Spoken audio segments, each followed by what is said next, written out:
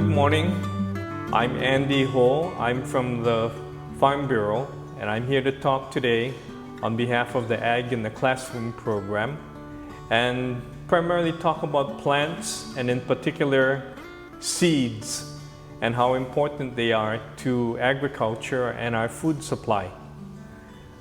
So I know a number of you have gardens and a lot of you work in the gardens, and because I cannot talk to you and have your feedback, I will try to show you things that I have in my garden. Okay, I live up in Kula. I have horses, mules, and I also have some plants. Particularly, I have the sweet potato, and I have some taro. So part of my family comes from Kianai, and so they raise taro out there. And I have a small plant that I'm starting to grow. So some of you may recognize some of these fruits. This is a papaya from Charlene's garden, and she also has avocado and one lilikoi and some lemons. So I guess some of you might recognize some of these here. How many of you would recognize this plant? This is a very important plant. This is a ulu, or a breadfruit. So this is one of the staples that came with the Hawaiians. And this is another one that's important too.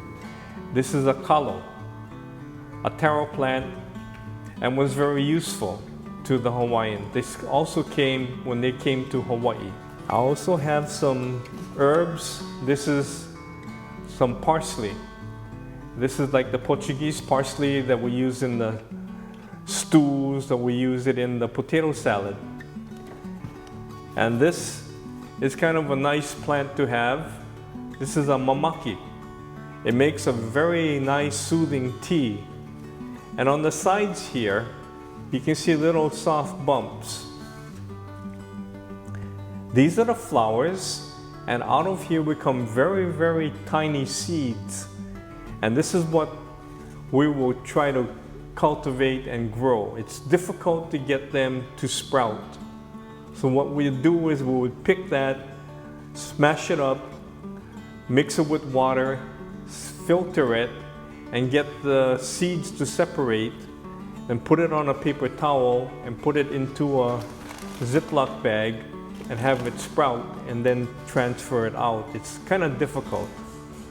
So some plants have seeds that are very difficult to get to or actually have them grow. Like, have you ever seen the seeds from a banana? The tiny little seeds, or the seeds from a strawberry. See, those two plants, although they have seeds, are very difficult to get and grow. More typically, you will see seeds like from a squash or pumpkin. Let me see if I can open this up.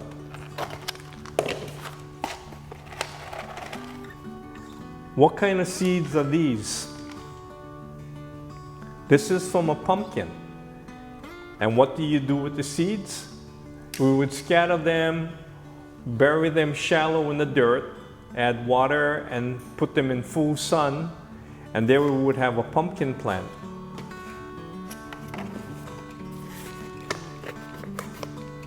This next one is from the papaya. So these are the seeds from the inside the papaya, and we would dry them and then put them in a pot or little sprouting container with the potting soil, and then it'll sprout and you have the papaya plants come up.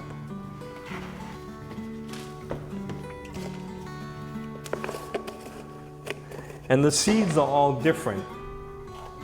This one is kind of flat with the shell from the pumpkin.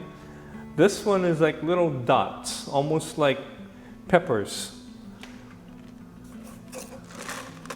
Let's see what we have in here. Now the kids in the second grade can read, so they said this was what? this was cheese. This is not cheese. Who has seen this? Who is this man? Is he on the picture in the post office? Did he rob a bank? He's the Quaker Oats man. So if you had cereal this morning, some of you might have had Quaker Oats. And they're kind of flat, thin. They're very light. Okay. Is this a seed? It's a seed. Or it came from a seed. This is what I fed the horses this morning.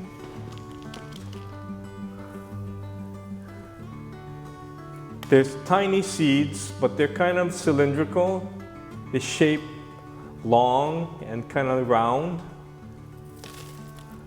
What kind of seed is this? It looks like a grain. Is it wheat? Some of the kids thought it was wheat. It's not wheat, but it is a grain.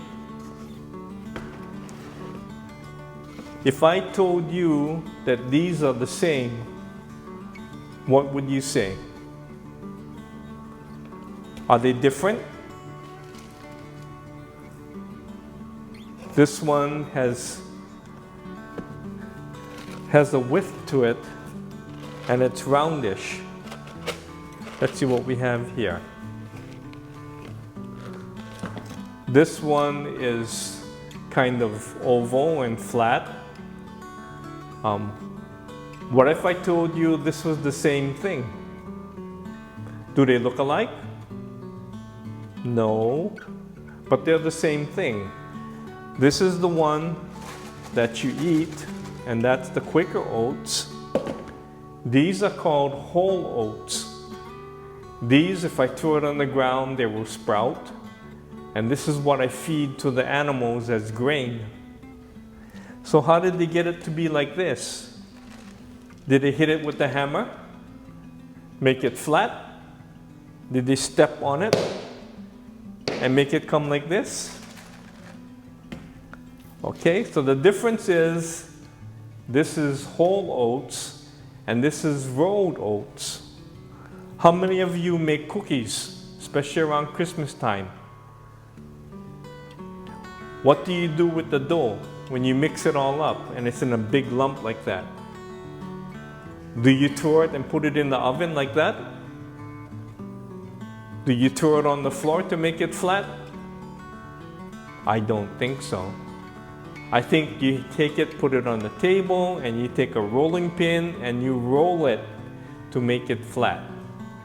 And that's pretty much what they did to go from whole oats to make your Quaker Oats. And if you eat snacks during Christmas time, sometimes you eat these. These are macadamia nuts. What do you do with the macadamia nut like this? Do you eat the shell? It's very hard. Do you throw the firecracker in the pipe and throw this afterwards and shoot it at the neighbor's house? We used to, and we got in trouble for that. But if you take the shell off, then you would take the kernel and roast it. And that's what you eat when you have macadamia nuts that are roasted and salted, or what is the Hawaiian Host candy with the macadamia nuts inside and the chocolate outside?